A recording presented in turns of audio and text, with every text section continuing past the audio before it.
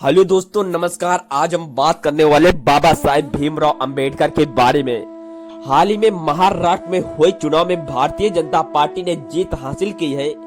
प्रधानमंत्री नरेंद्र मोदी ने एक ऐसा बड़ा बयान किया है जो बाबा साहेब भीमराव अंबेडकर जी के सम्मान और उनके विचारों को आगे बढ़ाने की दिशा में मील का पत्थर साबित हो सकता है। प्रधानमंत्री नरेंद्र मोदी ने अपने भाषण में घोषणा किया कि भारत सरकार डॉक्टर बाबा साहेब भीमराव अंबेडकर जी के सम्मान में एक नए अंतर्राष्ट्रीय अंबेडकर अध्ययन केंद्र की स्थापना करेगी। यह केंद्र न केवल अंबेडकर जी के विचारों और उनके सामाजिक आर्थिक सुधारों का भी शोध करेगा, बल्कि वैश्विक स्तर पर एक उनके योगदान को भी उजागर करेगा।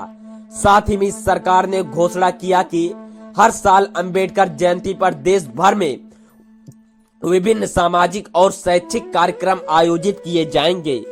यह ऐलान कई मायनों में ऐतिहासिक है। डॉक्टर बाबा साहेब भीमराव अंबेडकर जी न केवल भारत के संविधान के निर्माता थे, बल्कि वे सामाजिक समानता और दलित उत्थान के प्रबल समर्थक भी थे। उनके विचार आज भी समाज को प्रेरित करते हैं। इस घोषणा से उनके योगदान को वैश्विक स्तर पर मान्यता मिलेगी और नई पीढ़ी उनके विचारों से प्रेरित होगी। महाराष्ट्र अंबेडकर जी के कर्मभूमि रहा है। उनके विचार और आंदोलन महाराष्ट्र के समाज पर गहरा प्रभाव डालते हैं। महाराष्ट्र में भारतीय जनता पार्टी के जीत को अंबेडकर जी के विचारों और उनके विरासत को आगे बढ़ाने की दिशा में एक बड़ा कदम माना जा रहा है।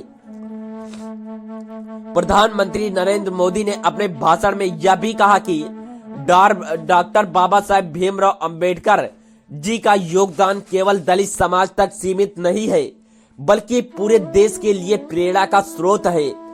उन्होंने यह भी कहा है कि डॉक्टर बाबा साहेब भीमराव अंबेडकर जी के बताए रास्ते पर चलकर ही भारत का एक समृद्ध और समानता वाला समाज बन सकता है।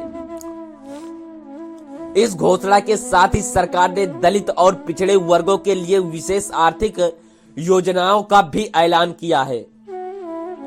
इसमें उच्च शिक्षा के लिए विशेष छात्रवृत्ति, महिलाओं के लिए जो दोस्तों स्वरोजगार योजनाएं और दलित उद्यमियों के प्रोत्साहन देने के विशेष आर्थिक पैकेज शामिल है।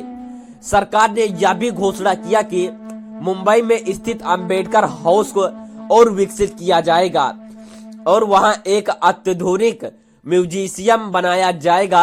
इस म्यूजियम में डॉक्टर बाबा साहेब अंबेडकर जी की जीवनी और उनके विचारों और उनकी उपलब्धियों को भी प्रदर्शित किया जाएगा। डिजिटल इंडिया अभियान के तहत सरकार एक ऑनलाइन पोर्टल लॉन्च करेगी, जहां लोग अंबेडकर जी के किताबें, उनके भाषण और उनके विचारों से जुड़ी जानकारी प्राप्त कर सकेंगे। यह पोर्टल विशेष रूप से युवाओं को प्रेरित करने और अंबेडकर जी के विचारों को समझाने में काम करेगा। यह भी कहा कि डॉक्टर बाबा साहेब भीमराव अंबेडकर एक अच्छे इंसान थे और उन्होंने न केवल दलितों के लिए काम किया, बल्कि उन्होंने भारत देश में समानता का भी परचम लहराया। और यह भी कहा कि भारत सरकार संयुक्त राष्ट्र के माध्यम से जो दोस्तों डॉक्टर बाबा साहेब भीमराव अंबेडकर जी के योगदान को वैश्विक स्तर पर मान्यता दिखाती है कि दिशा में काम करेगी और इसके तहत हर साल एक अंबेडकर ग्लोबल अवार्ड दिया जाएगा, जो सामाजिक न्याय और समानता के क्षेत्र में असाधारण योगदान देने वालों को सम्मानित करेगा। यह ऐलान राजनीतिक दृष्टि से भी महत्वपूर्ण है। महाराष्ट्र में दलित समुदाय का बड़ा प्रभाव है और भारतीय जनता पार्टी की यह पहल उनके दिलों के जगह बनाने का एक मजबूत प्रयास है। जहां एक तरफ इस घोषणा के सराहना हो रही है, वहीं विपक्ष ने इसे चुनावी चाल बताया और उनका कहना है कि भाजपा केवल वोट के बैंक की राजनीति कर रही है।